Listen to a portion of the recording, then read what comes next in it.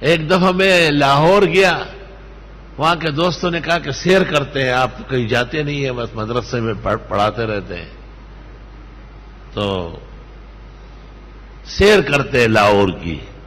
کہاں سے شروع کریں؟ میں نے کہا رائے سے شروع، رائے سے کریں، وہ اہل حق کا مرکز ہے، وہاں پوری دنیا انسانیت کی فکر ہوتی ہے، وہاں احیاء دین کا ایک عظیم نظام ہے۔ میں وہاں گیا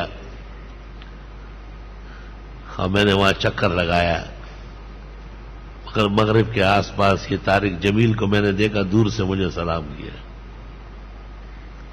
بعد میں تو یہاں آنے لگا، سب جمعے یہاں پڑھتے رہا، اس وقت دور سے مجھے ایسا کیا، سر راہ ملاقات ہوئی اکثر، اس نے دیکھا بھی نہیں، ہم نے پکارا بھی نہیں، لیکن مولانا احسان صاحب واقعی امت کا محسن ہے، اس نے مجھے کہا کب آئے ہو؟ میں نے کہا 1 گھنٹہ ہو گیا، کہ بھائی عبدالوہاب سے تو مل لو، میں نے کہا مغرب کا، مغرب ان کے کمرے میں پڑھ لیتے ہیں نا، وہ غریب واپس مڑ گئے، بھائی عبدالوہاب کے کمرے میں لے گئے، مغرب کی نماز کے بعد بھائی عبدالوہاب کے بیان کا اعلان ہوا، لیکن بھائی عبدالوہاب کی اللہ تعالی عمر میں برکت دے اور ان کا تبلیغی قد کاٹ دیر تک سلامت رکھے، وہ آئے اور کہا آپ سے باتیں بھی بہت ضروری، یہ بھی بہت ضروری ہے۔ اس وقت اس شخص کو بہت تیز کشف ہوا، نہایت تیز کشف، میں نے ایسا دیکھا نہیں، اور 2 گھنٹے کی مجلس میں اس نے مولانا مفتی محمود اور یوسف بن نوری کی کرامات بیان کی، تیز ترین کشف ہوا ہے۔ اتنی زیادہ محنت اور اللہ کے دین کی فکر کرنے کے بعد زڑچ خدے کاندی روحان جام د جمشی اور پدی جام کے ورخارا تمام عالم شی، میں بھی بڑا حیران ہو گیا۔ ان میں سے ایک واقعہ یہ سنایا کہ ایک ملک میں ہم تبلیغ کے لیے گئے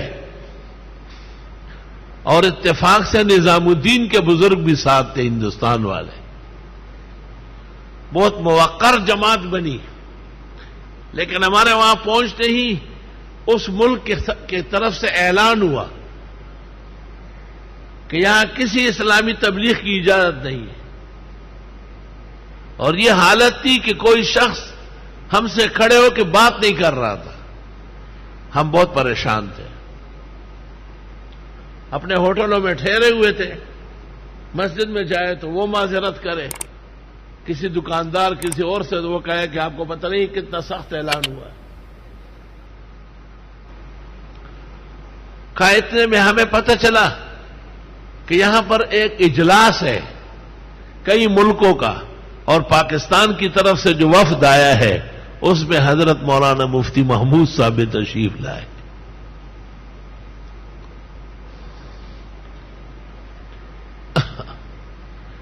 بھائی عبدالوہاب نے کہا کہ ہم نے ایڑی چوٹی کا زور لگایا اور ہم حضرت مفتی صاحب کی خدمت میں پہنچ گئے اور ان کو اپنا تمام سرگزشت داستان درد و غم سنایا۔ کہ حضرت مفتی صاحب بے انتہا فکر مند ہو گئے اور انہوں نے کہا آپ دعا کریں، میں کوشش کرتا ہوں،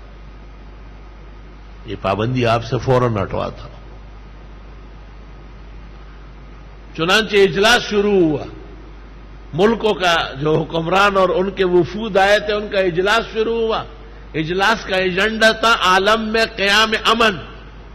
اور دہشت اور وحشت کیسے ختم ہوگی۔ حضرت مفتی صاحب نے گزارش کی کہ مجھے اس پر بولنے کا موقع دیا جائے۔ پاکستان کے مندوب کی حیثیت سے آپ نے تقریر کی اور آپ نے امن کی ضرورت، امن کی فضیلت، امن کا ماحول، امن کے قیام کے وجوہ، امن کو نقصان پہنچنے والے وجوہ، تو انہوں نے کہا یہ کس طرح ہوگا؟ آپ نے کہا ہمارے ملک میں ایک جماعت ہے، وہ لوگوں کو صرف اور صرف دین بتاتے ہیں، خیر اور عدل اور شرافت سکھاتے ہیں، اس بادشاہ نے کہا ان کو یہاں بھیجو.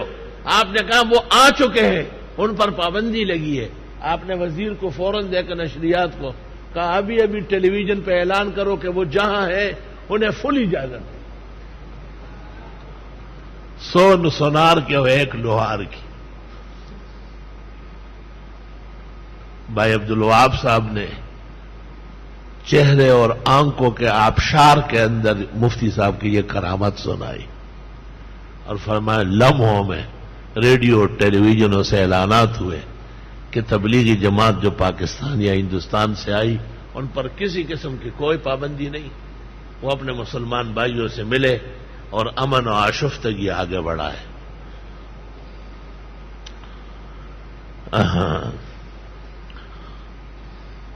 تبلیغی موقف اور ان کے بعض وجوہ کی اصلاح علماء پر فرض ہے، لیکن اس سے کوئی کم دید اور نادید یہ سمجھے کہ ہم ان کے مخالف ہیں یا وہ اور ہم اور ہیں، اس جیسے اجہل الجاہلین دنیا میں نہیں ہو.